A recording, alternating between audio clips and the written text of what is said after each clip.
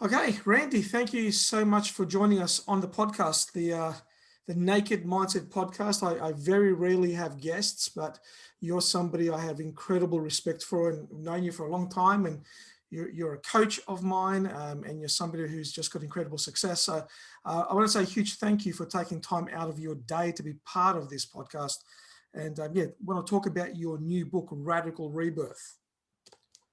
Well, I'm trapped because of the pandemic, but I'm wishing I was in Sydney right now. So I'm living vicariously through you. Yeah, we'd go and have a spaghettini. That's what we would do. If you Yes. I miss my spaghettini with chili more than you could ever know. Oh, I'm sure you'll come down when we're back on. Look, I've got some questions I want to ask you about the book, but I suppose there are two beginning questions that are not about the book. And the first one is more of a very general question. A lot of my listeners like to know what success people do during the day. Like, do you go to the toilet? Do you drink water? What do you do? What's a day in the life of Randy Gage actually like? Is it as exciting as we think? Well, on Mondays, I usually rewire my stereo wires. On Tuesday, I soak my comb. On Thursday, actually, I have a perfect day for me is what I try to do every day, which means, but I don't land it every day. But my perfect, the routine or the outcome I'm looking for, I want to get up before the sun does. I want to get my cardio done, drink my protein shake, check my messages. I do a lot of international business. So, you're going to bed when I'm waking up. So if it's something from Australia, it's waiting in my inbox. I don't fall victim to my inbox because that's a horrible way to start the day. But I do check it, and I check my Signal or WhatsApp. And just, was there something? Yeah, I've got clients in Europe and it's already 4 in the afternoon there or 3 in the afternoon, and they might need an answer on something because we're scheduling a photo shoot for a catalog I'm designing for them or a website or something. So I look for that stuff. Just make sure there's no fires burning, because I do have the productivity habit of, I read an email once. So when I read it, that's the time to respond to it or delete it or whatever has to happen. I don't okay, I have to do that later. Okay.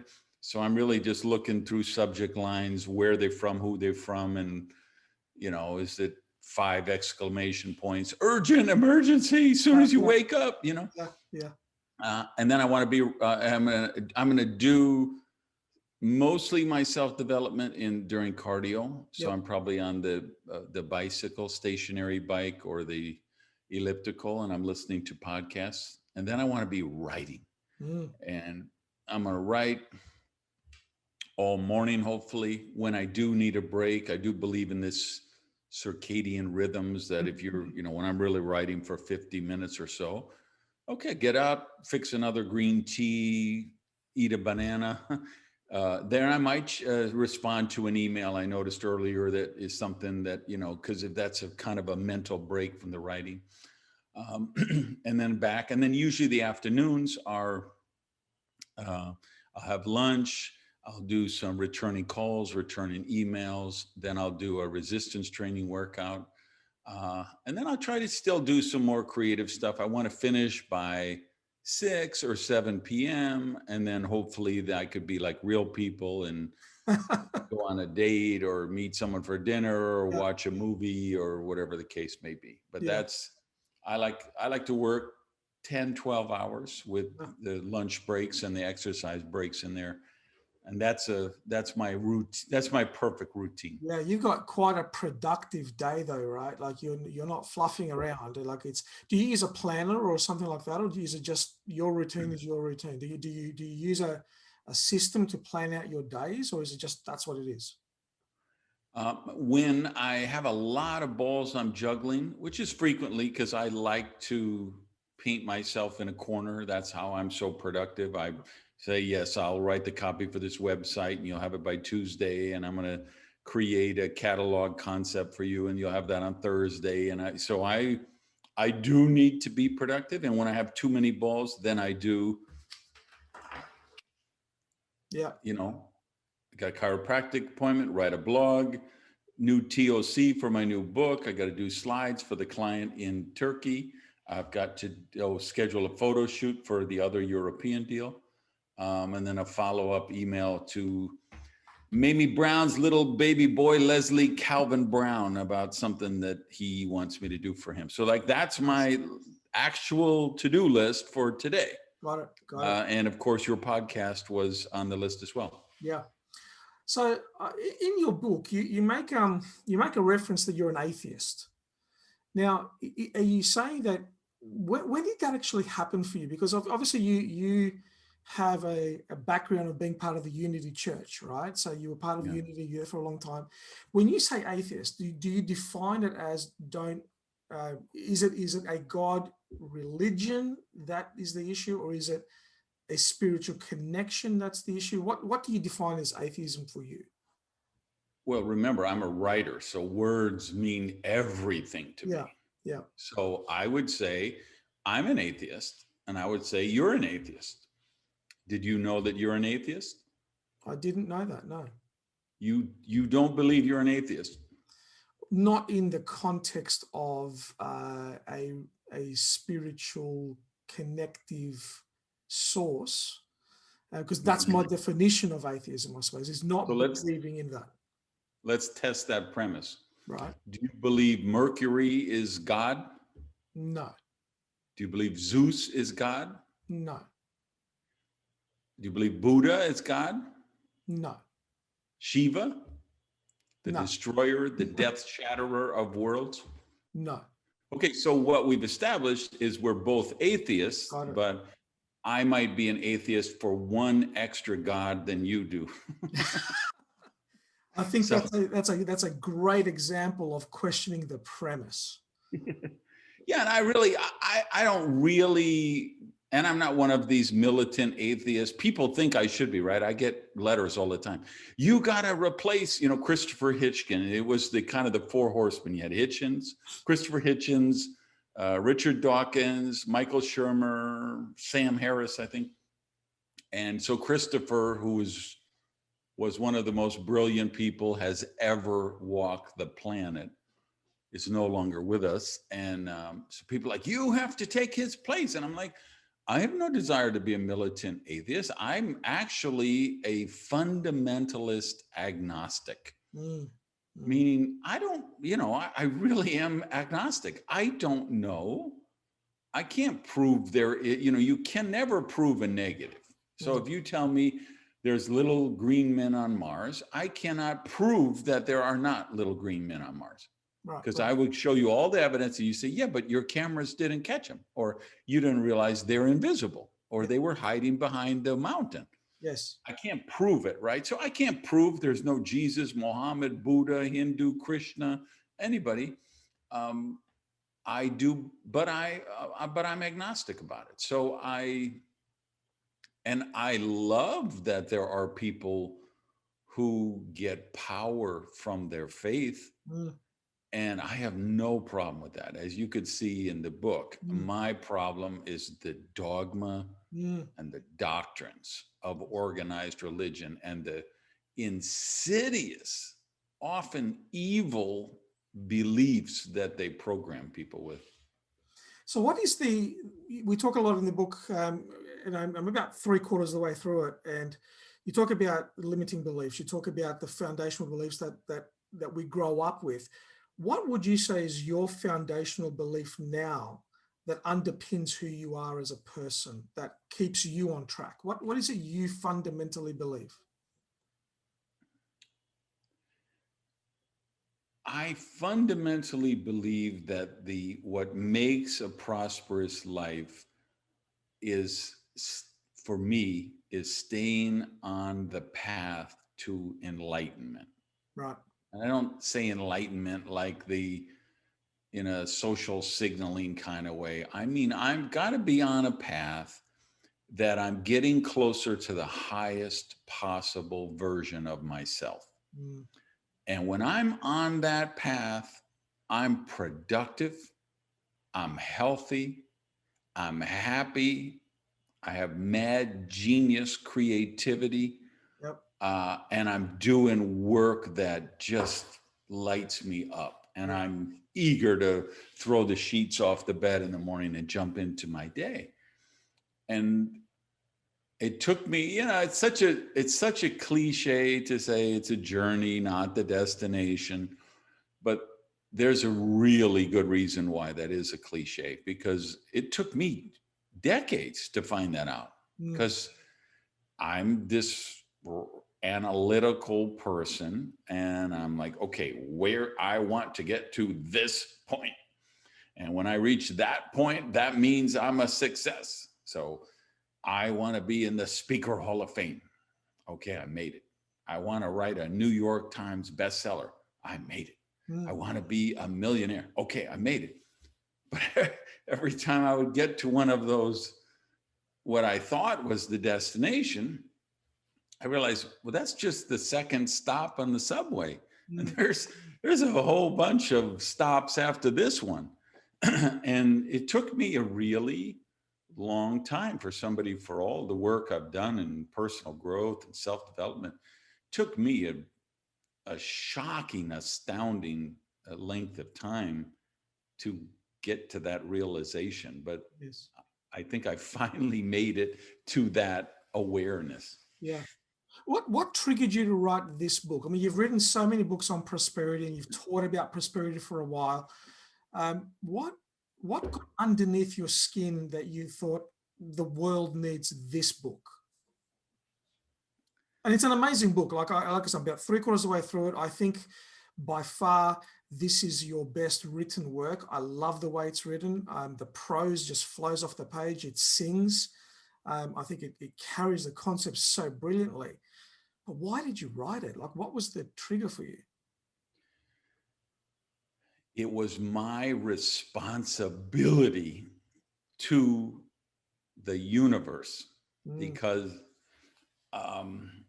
while I don't necessarily believe in some of the batshit crazy things that organized religion might teach, I do believe there is a power that we all are part of, a spiritual awakening, a force greater than ourselves.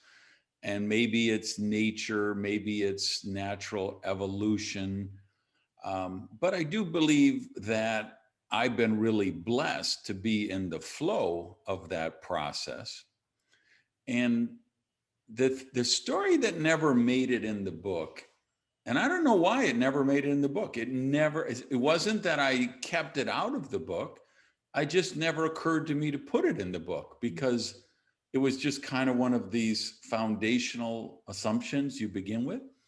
But if you watch the very first prosperity live stream that I did the first week of January, Mm-hmm. 2021 here, I started this new weekly prosperity ministry. It's a for-profit ministry. It's an unchurch. Yes. And it's an amazing program. I know there's several people from down under that are listening to that and watching that. So it's really great. Well, so the very first one, I told the story of being in the crappy room with the crappy view of the airport Marriott in Miami, where I was ready to blow my brains out, and writing my suicide journal entry to myself.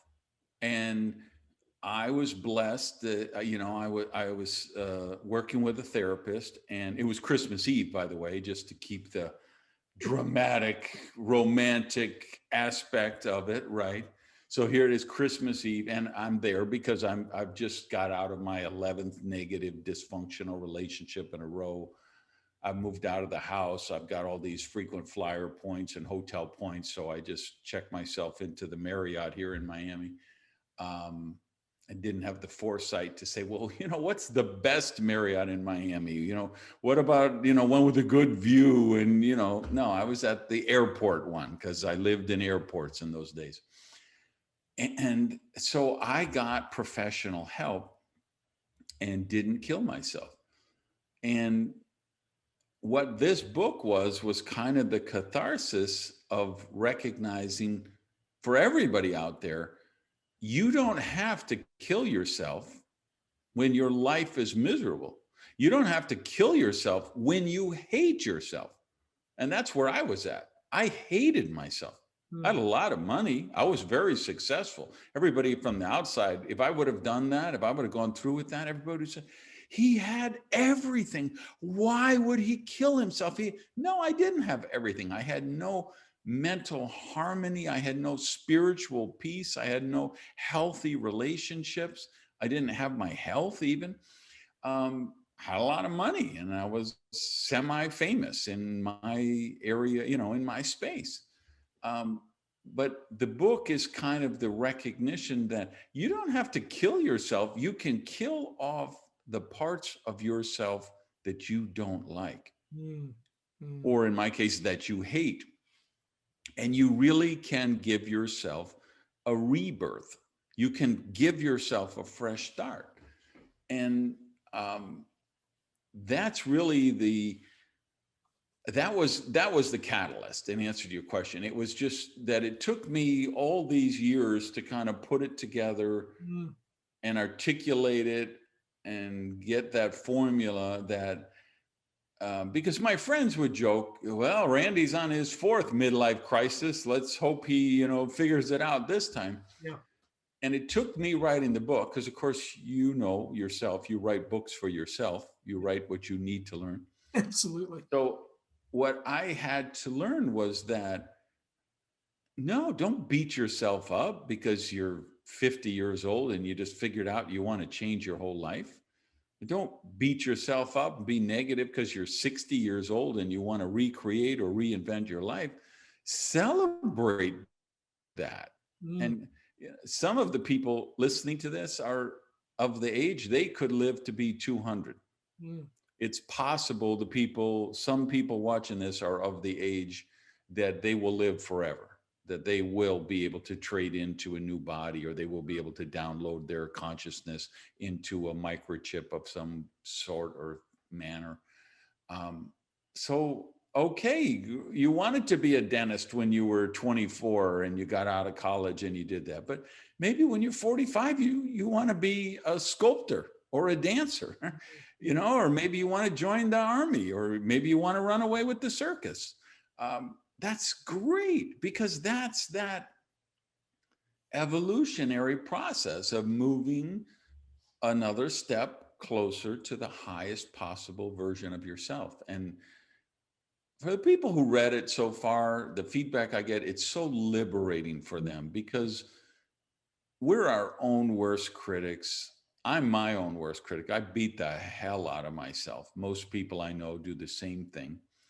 And I had been beating the hell out of myself because I kept, it was really the first, and I did rebirths before I knew they were rebirths, right? When you're sitting in a jail cell for armed robbery and burglary at 15 years old, you kind of figure out, this life plan I have isn't working very well. I might need to change up some things here. Yeah. And so I had experiences like that, getting diagnosed HIV positive in 2006. And seems crazy looking back on it today, but let me tell you, in 2006, when your doctor said, I'm afraid I don't have good news, you made your will. You started, do I need to put my condo up for sale? What kind of arrangements do I need to make? Because people were dying a lot. Yeah. And now that's not a death sentence. That's a treatable disease like measles or mumps, right? Yeah. But 2006, it wasn't. So and I'm sure there's people watching, whether it was that diagnosis or cancer or leukemia, losing a loved one. you get the opportunity to say, well, wait a minute, let me just reevaluate the premise of my life. Talk about questioning premises. Maybe I want to question the premise of my entire existence.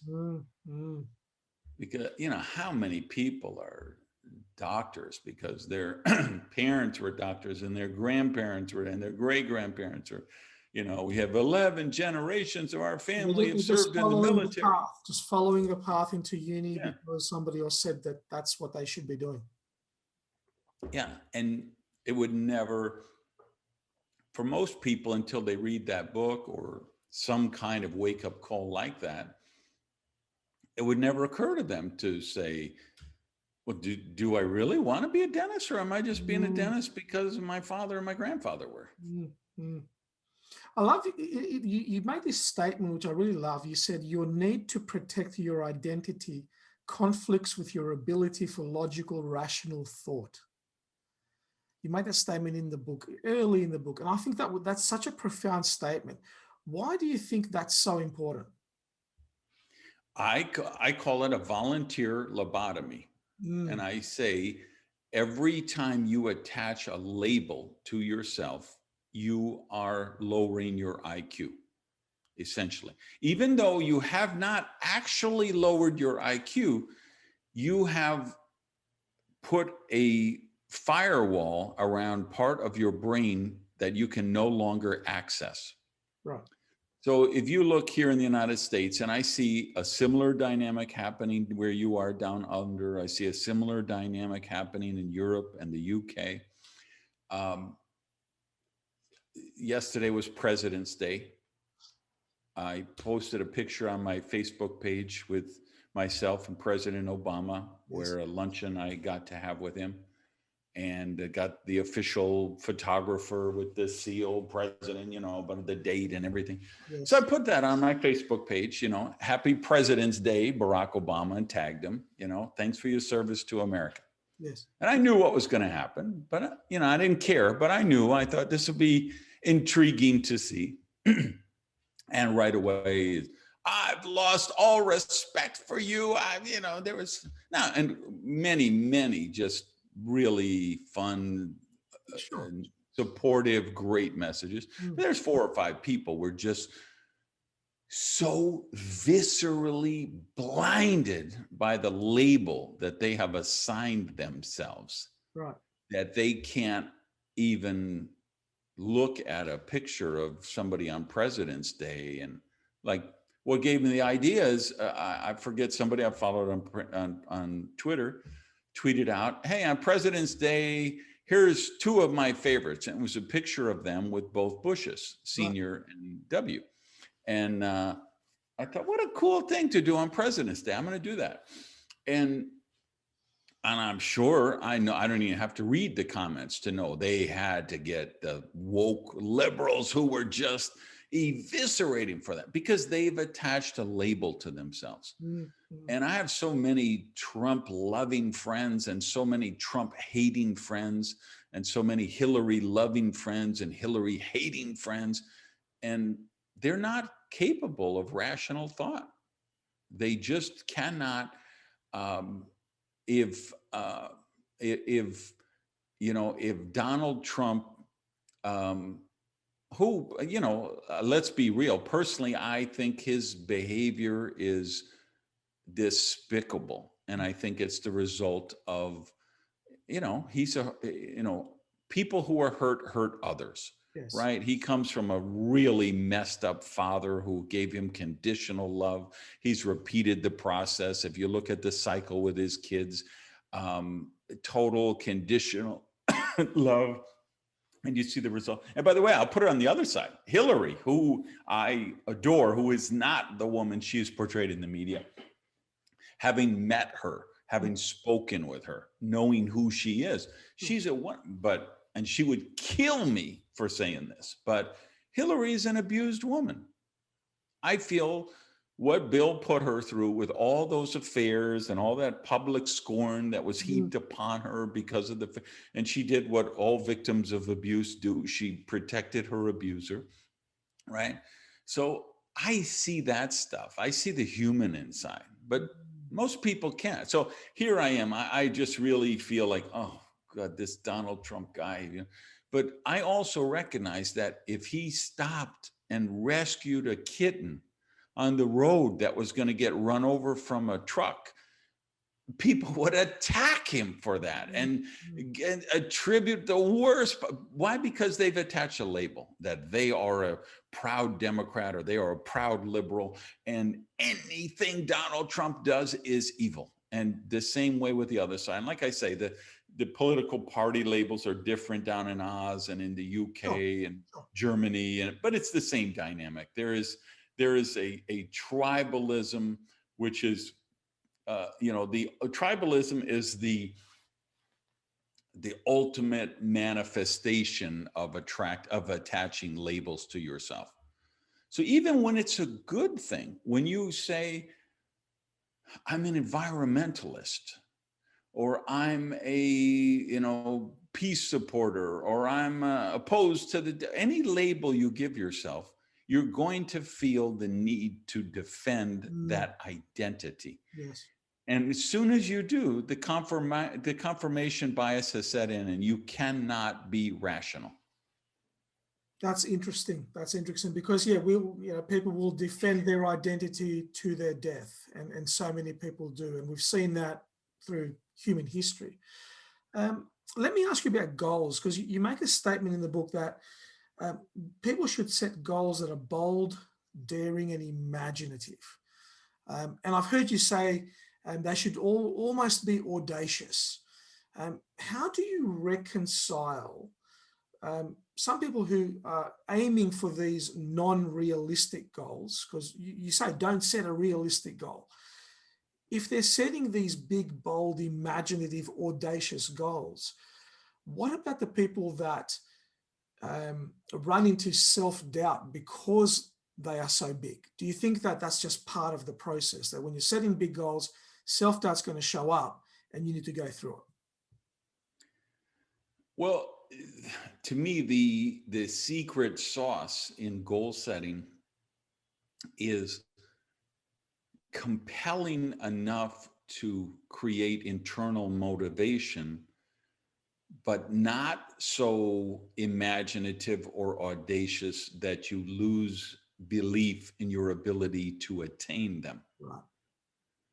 I'm in the penthouse here. If I say, I believe I can fly, and jump out the window, I'm going to splat down on the ground. I can read all the positive mental attitude books. I can visualize myself as a bird. I can, do all of the positive thinking.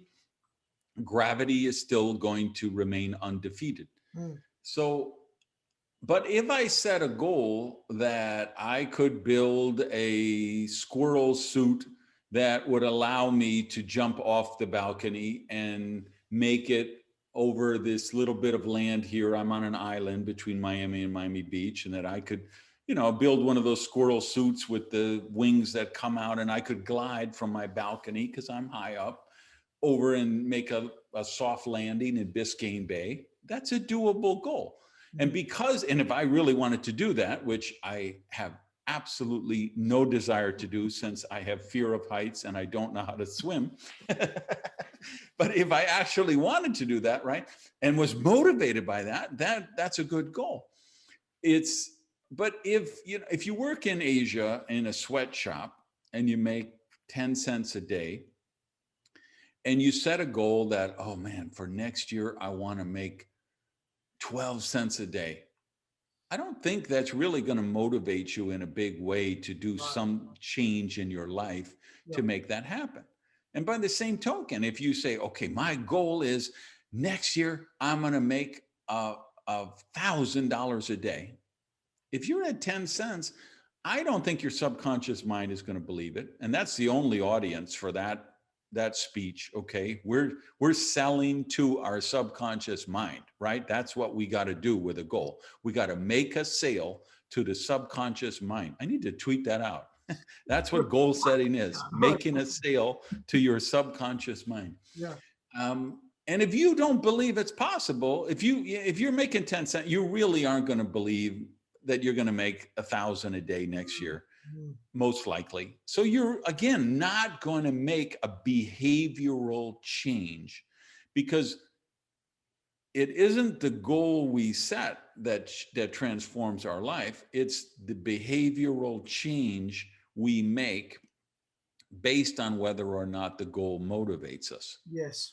So if the goal is compelling enough to motivate us, and at least believable, even if it's on the, and I do like to err on the outer limits of the reach, right? The outer limits of the believability, because for me, the fact that I had lunch with the president of the United States of America, coming as the middle child of a single mother who raised 3 kids, and I shared a room with my brother. My sister shared a room with my mother, and the 4 of us shared one bathroom on Allied Drive in Madison, Wisconsin. And I was in jail at 15 years old, and I'm not never, don't have a college degree or any connections, and didn't know wealthy people. The fact that I could achieve some of these things in my life, that's crazy. But I was able to achieve them because it's like, here's a good analogy for this. I think your goal has to be in the range of your headlights when you're driving at night, right? So the headlight may give us, depending where we are and how much other light there is, and is it foggy or clear, and is it sunny, or is the moon out, or too many stars, or whatever. But we believe we can get to what we can see in the headlights, at least. Once we get beyond the headlights, maybe now we lose some of the belief that we could do it. So if you would ask me when I was 15, sitting in a jail cell, are you going to grow up and have lunch with the president one day? I would say, I don't know what you're smoking, but that's some good shit. Can I get some of that? Yeah. But as my life evolved and the headlights kept getting deeper and deeper, and I accomplished now what I believed was capable to happen in my life, was believable enough that I could excel further. Yeah, look, I like the concept of the radical rebirth. Also, your beliefs change, your identity changes, who you are changes. You are a new person. You can go for new goals, and of course, if you maintain a victim mindset, you can even use a radical rebirth as a way to stay a victim. You made this really amazing statement, which really hit me really hard. And it said, when the victim is ready, the crisis will appear, which I just think is just priceless. Can you talk a little bit to that point? Because I think it's so important. Yeah, that's one of the quotes I tweet out from the book or put with the book cover, and it blows people's mind, just blows their mind. Because of course it's such an obvious play on, when the teacher is ready. Yes. And when they hear it, it's like ding, ding, ding, ding, ding. They were like, holy shit, how did he figure that out? Well, I figured that out because I was a professional victim for the first 30 years of my life, right? So in my case, I recognize, wow, for me, it was coming to the realization that I was living in all this drama and trauma and all those negative dysfunctional relationships in a row and all those health challenges because I was getting an emotional payoff from being victimized. That was, my self-esteem was so low that I wanted to be a victim because it made me feel worthy. It made me feel like the reason my life wasn't working wasn't my fault. It's because I was an innocent victim. Yes.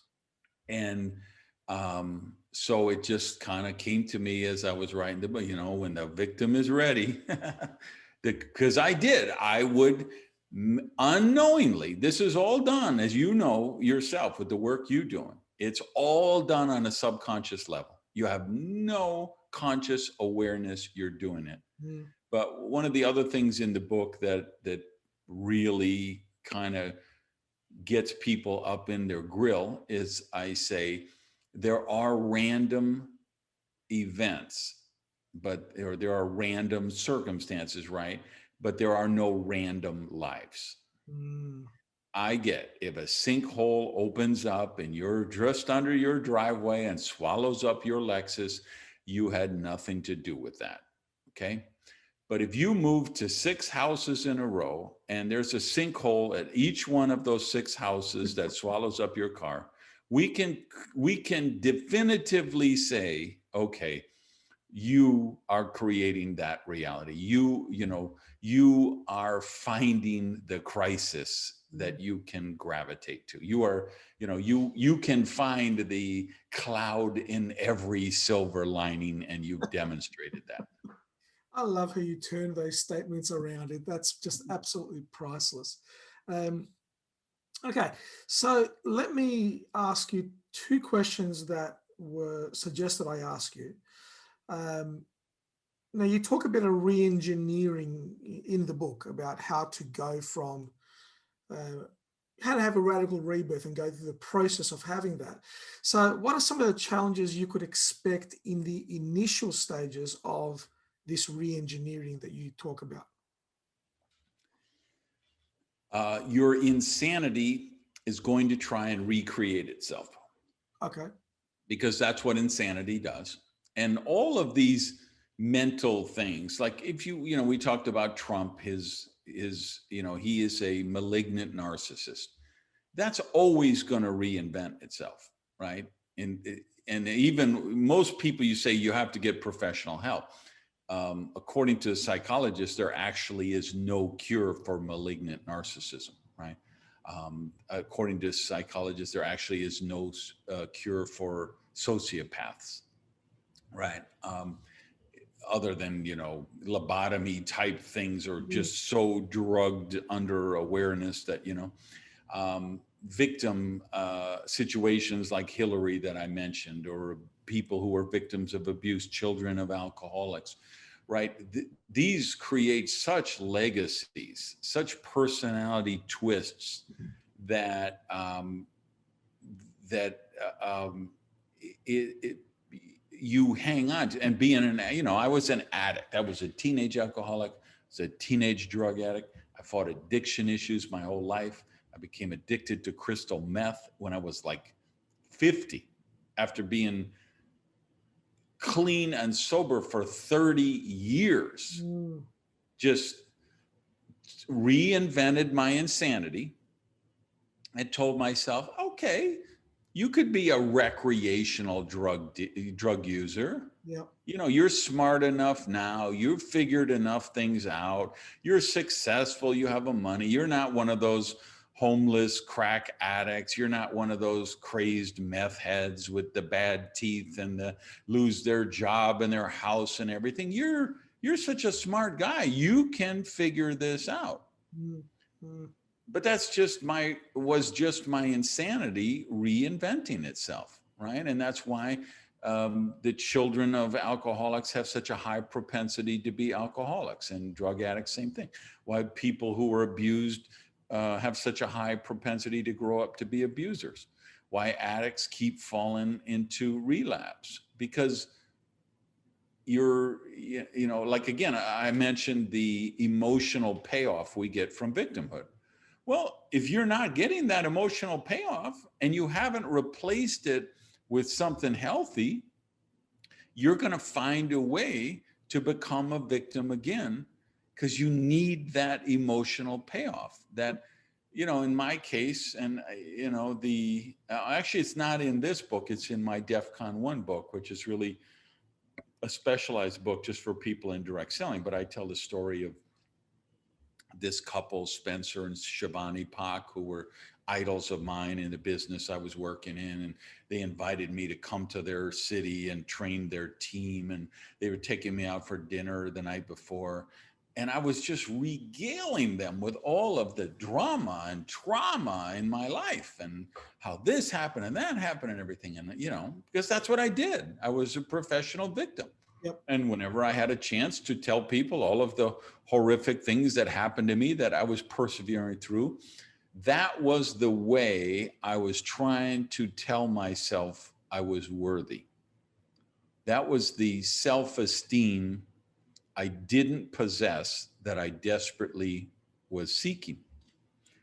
And so we finished the dinner, and Spence and Shivani had this gorgeous red Mercedes convertible, and we were in the parking lot afterward, and Shivani was in the back, and Spence was opening his door, and I was, about getting in on the passenger side, and he looked over across the car and he said, "Randy, have you given any thought to what you might be doing to manifest all of this stuff?" And I was like, I was grinding my molars. How could this cold-hearted son of a bitch, was he not listening to everything I just told him? Didn't I just give him chapter and verse of all of the mean, evil, twisted things that the cruel world had subjected this poor innocent victim to, and he didn't pay attention? And I was grinding my molars for like 3 weeks after that, just processing what he said. But I will be arrogant enough to give myself credit and say, yeah, I did recognize, excuse me, it took me 3 weeks, but I did recognize, yeah, I was contributing to that. But it took 3 weeks of pretty anger against Spence and self-reflection to be aware of that. I think that self-awareness, and you talk about the awareness bit in the book, is very, very important. 2 more quick questions for you. In the process, as people are going through this re-engineering, what are some of the signs or signals that they're actually on the right track? Because, the insanity is going to reinvent itself. That'll tell you that you're off track. What are the signs and signals that you're actually on track? You need to be referencing the source material frequently, right? Meaning checking back the book, following my blog. Like say you're doing your rebirth, following my process that I'm outlining in the book, checking back with my blog, listening to my podcast, because I will be calling you out all the time, because that's what I do in my work. That's what my job is. I feel like if somebody doesn't unfriend me or unfollow me every day, I'm really not doing my job. I'm probably being one of those, saccharine, sugary, motivational speakers who just tells people what they want to believe. Right. And that's not my assignment on this planet. My assignment is to get in your grill. Otherwise, we don't need more motivational pablum. We don't need more, I did it and you can do it too. You're a beautiful, unique snowflake and there's nobody like you, and just be you. We got enough of that. Yeah. We need somebody who says, really, that's the story you're selling yourself, that you're just having 4 drinks to relax with dinner? You're really just 6 glasses of wine because it helps you be uninhibited? You're really buying that story? You haven't realized you're an alcoholic?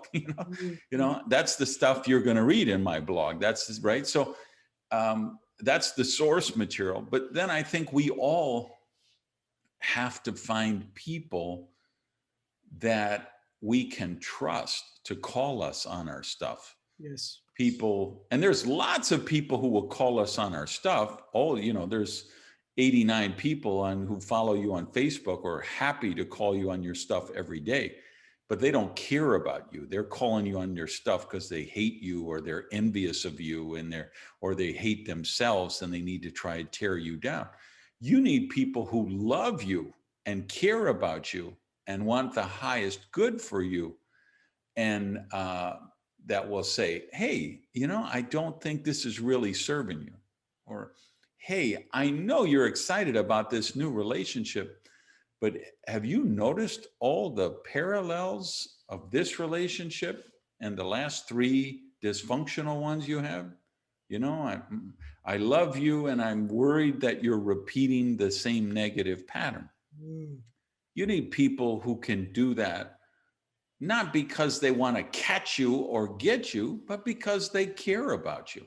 Yes. So if you can find one person or two people in your life who you can entrust with that sacred honor, and you get the opportunity, the sacred honor to do that for one or two other people, that's one of the greatest gifts of humanity.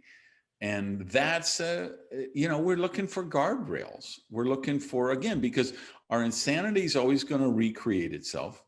And I get everybody listening is not a sociopath and they're not a malignant narcissist, but addiction, alcoholism, really social anxiety, really low self-esteem, repeating negative relationships, repeating abusive relationships. These are all they're forms of insanity. And maybe I shouldn't use the word insanity, because then people are gonna, maybe that's too charged a word, because they think they need to be locked in a mental institution. I think it's contextualized. I think you've contextualized it well, though. Okay, I hope everyone listening, watching really gets that. I'm not saying, okay, you're running around with a butterfly net and we're going to lock you up with a straitjacket, but recognize that those things are graduated forms of insanity that we're all, there's research. In the book, I'm talking about the core foundational beliefs that you get in 7 main areas. Health and wellness, God and religion, sex and sexuality, money and work, relationships and marriage, right? So there's 7 big buckets. And I'm saying your core foundational beliefs in all of those, for most people, are created before you're 8 or 9 years old. If your parents are bickering all the time and one is abusive or one cheats on the other, your core foundational belief about marriage and relationships is probably set when you're 6 or 7 years old. Yeah. Right? If everybody in your family is overweight, everybody takes 15 prescriptions, everybody eats nothing but Pizza Hut, Taco Bell, junk food, candy, cake, cookies, Twinkies, your core foundational belief about health and wellness is set before you're 8 years old. Yeah. Right. So there's research, and I mean strong, compelling research, that says a lot of the default personality traits are set in 60 days from birth. If you're a premature birth, if the cesarean goes really sideways and and so you've got nurses and doctors talking angrily and frantically and is panicking into trying to save your life as a baby. You don't even know what those words mean, but you feel the tension, the anxiety. You're experiencing physical discomfort because the birth isn't going right. If you had to be in a NICU unit, the neonatal ICU, and like they've learned now today, they actually ask volunteers to go to NICU units and just touch the babies and be there, reach through with the plastic gloves and just hold the hand of the baby, or put your hand on their chest, just so they feel the connection of another human, which is normal when you're first born. Well, there's a lot of research that shows, like, if that happens, if you're in one of those traumatic births, or you're abandoned at birth, or you're an orphan who's abandoned go to Mumbai, go to Rio de Janeiro. There are orphans. There are 4-year-old, 5-year-old kids, orphans, abandoned on the street. Their core vision, their philosophy, their beliefs about life, they're set at 4 years old. And until and unless we can get them to a point where we can bring them to the surface and recognize, my money is, I'm a high school dropout, right? I'm not a psychologist, but I will say the greatest, most brilliant thing Freud ever said was, and I'm paraphrasing, this is not the exact thing, but basically he said, until you make the unconscious conscious, you're going to attribute it to fate or luck or destiny. But the truth is, if you're an abandoned child, or you were an orphan, or you were put up for adoption and you went through 16 different foster homes in your childhood, of course you're going to blow up your marriage the first time you get married if you never recognize that, wow, I had this conditional love withheld from me all through my childhood. I built this brick wall, this force field around me to protect myself from getting hurt. So I will never let anybody love me, because if they love me, they could then later withdraw that love. If you don't bring that to consciousness, of course your marriage is going to end in divorce. Because your spouse is just at some point going to say, I can't get in. I've never been able to, I love you with every fiber of my being, but you won't allow me into your real life. Right? You've got to make that unconscious conscious. And that's what I think the journey to enlightenment is all about. It's recognize that we all have that stuff. And you say, well, I was born in the suburbs and I had a happy mom and dad and they're still married after 40 years. And okay, great. But I would bet there are some unresolved issues, some traumas, some things that happen that, I don't know, I remember my mother taking me and my brother to Bambi. And when Bambi's, was it his mom got shot, or I think it was his mom or dad, whichever one it was. Oh my, I was like traumatized. And today there would be a blog about that, and people would be talking about it on Twitter and saying, hey, don't take a 5-year-old to see this movie yet. Wait until they're 9 or something, right? In those days, none of that stuff happened. It was just, it's a Disney movie. It's a family movie. Maybe you were 7 years old and your dog got run over by a car. That's a traumatizing thing. At 7 years old, you're not prepared to mentally process that. When your parents get divorced and you're 9 years old, you're not prepared to mentally process that.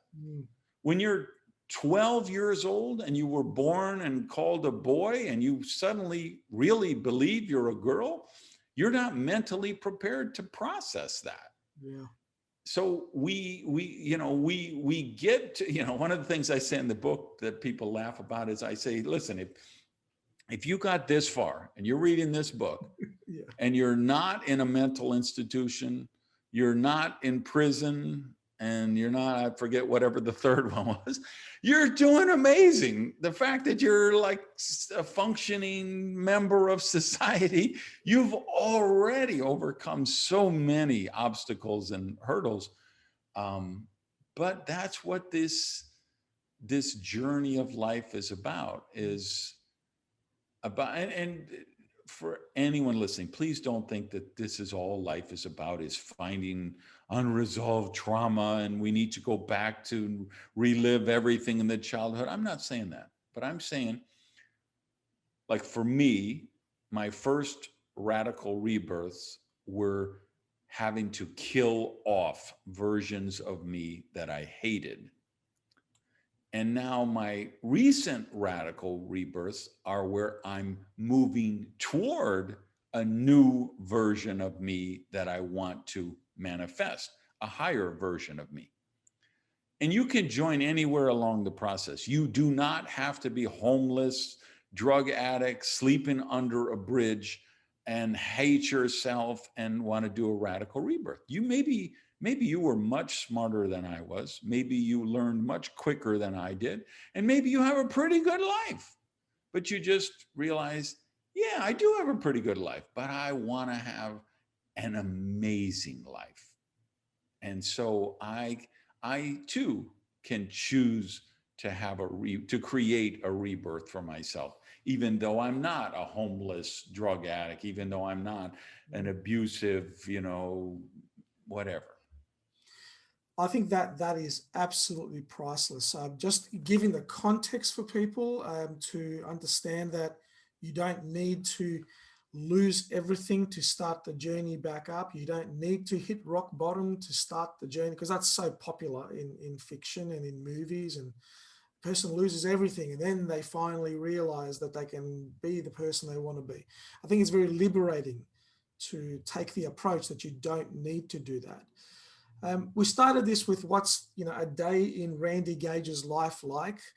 Let's end it with what's the goal that is stretching you now? Now that you've gone through a radical rebirth and you've written the book, what's the goal that is setting you on fire now that's in the headlights but far enough ahead that it's stretching you?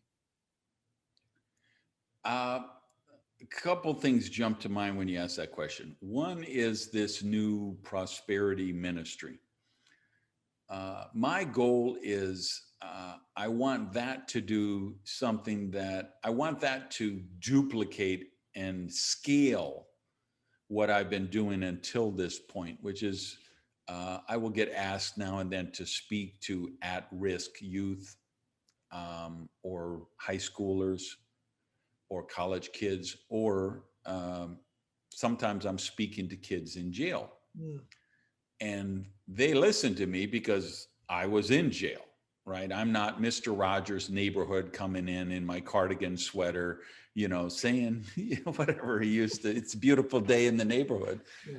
I'm from the hood. I've been in the crack houses of Liberty City and Overtown and National City. I've done drug deals. I've been, I've held up 7-Elevens and Kentucky Fried Chickens. I've burglarized houses, right? So I,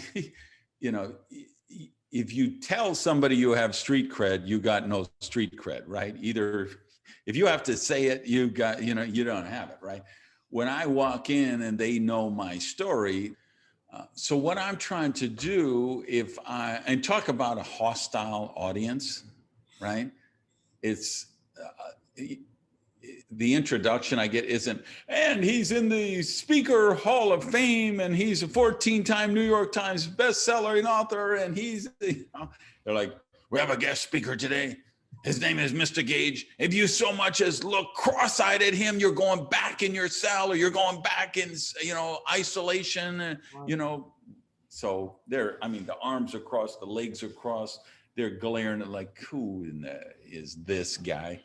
But then I speak my truth and I let them know I've been where you are and there is a way out. And you don't have to be a narco trafficker to be successful. And you don't have to be a rapper to be successful. And if you want to be a rapper, okay, that's cool. Narco trafficker, that's not so cool. But there are ways, and there's a free enterprise system. It's in place, and absolutely the odds are stacked against you, just like the odds were stacked against me. Even though I'm white, those odds were stacked against me.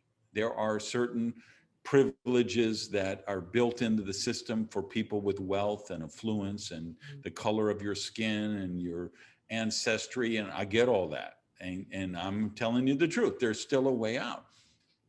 And so what I'm trying to do with those that I think I can scale with the prosperity ministry is get that message to the teens, to the young adults. That's why I do. It's a love offering basis. I say, because I can only do so many free Facebook posts and podcasts and blog posts and visit jails and whatever. But if I can really get this prosperity live stream every Saturday at 10 a.m. Eastern US time, if I can get 50,000 people watching a week, and then I can get 100,000 people watching a week. And I'm holding the vision that at some point I'm going to open my email and there's going to be a message from Netflix or Apple or Hulu, and they're going to say, hey, we've seen your program on YouTube. We'd like to put it on our streaming service because we think 2 million people a week should see that. That's the vision I'm holding for myself. So that's lighting me up. That's my next big goal that's pulling me toward it is, and it's just a test at this point. Basically, I have 1,000. I'm doing a keynote every week for 1,000 to 2,000 people right now, and I want to see. And I'm not getting the kind of financial return that I would get just doing that on the free market and charging for it yet, although it's growing. And I'm not getting 50,000 a week, but I've only done at this point, excuse me, while you and I are talking, I think I've done 6 so far. Right. So, I'll look at it 6 months from now or a year from now, and that's the time to really evaluate it. But that's my hope, that the universe is ready for that. And then I have 2 other books that are calling me. One is I want to write the definitive end-all book on prosperity. I want to take one of the most impactful books in my life was The Science of Mind by Ernest Holmes.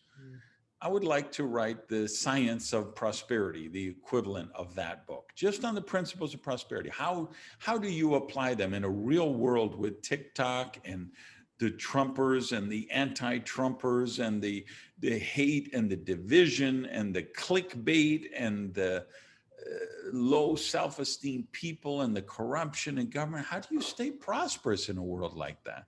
How do we persevere through that? And then I actually want to write a science fiction trilogy, a la Matrix or Lord of the Ring or Star Wars kind of thing, but sneak in the principles of prosperity in that writing. So those are, if you say, okay, what's really, I want to win at least one more World Series with my softball team. But those are the things that are getting me out of bed at the moment. I love that. That's there's creativity there. There's giving back to community. Obviously, you've done well for yourself. You've got the money thing out of the way. You're happy. You're teaching principles that excite you, and to have those kind of goals, I think that's a beautiful place to be at. I want to say a huge thank you, Randy. Taking the time out to have a chat about this, talking about the book, about yourself, about your vision, about what it's about, I think is a wonderful insight into the brain that ticks. I've known you now for like 20 years, I think, and you've continually inspired me and motivated me. I tell the story to people that the first time we met, I remember you came in a suit that it looked like a leopard suit or something like that. It was very, very flashy, and I was fanning. Oh, there's Randy Gage. Oh my God, am I ever going to get a chance to speak to him? And I held the vision of us becoming friends and really getting to understand the prosperity principles that you taught. And if anybody's listening and wondering whether or not Randy's worth investing their time to get to know, I don't spend 20 years of my life following somebody just for the fun of it, right? And just be clear, I wear flashy suits. I definitely don't wear leopard suits. Well, I have this. People think I'm the Tiger King guy. I don't know why I've got this leopard suit thing in my head. I mean, it was, let's call it a flashy suit. A flashy suit. So the book is Radical Rebirth. It's an absolute, you need to read it. It is a no-brainer. I have read hundreds and hundreds of personal development, self-help books. I have not read a book like this. And I'm not saying that just for the sake of the podcast or the interview. I'm not saying it just because it's you, Randy. I think the book is actually tremendous, incredibly fascinating, great ideas, challenging me to think differently. And I really appreciate what you do in the world. What's the best place people can follow you? Standard question we end with, is the website the best place people are going to go to? Yeah, randygage.com is kind of Starfleet Command. You can find all my stuff there. There's be a link for the Prosperity live streams every Saturday, link to the podcast, link to my blog, and to engage with me, best place I really connect with people is on Twitter. Yeah, wonderful, wonderful. Thank you again, Randy. And listeners, wherever you are, make sure you connect with Randy. And you know the drill. Wherever you are, have an awesome morning, evening, or night. And I will catch you on the very next episode. Thank you.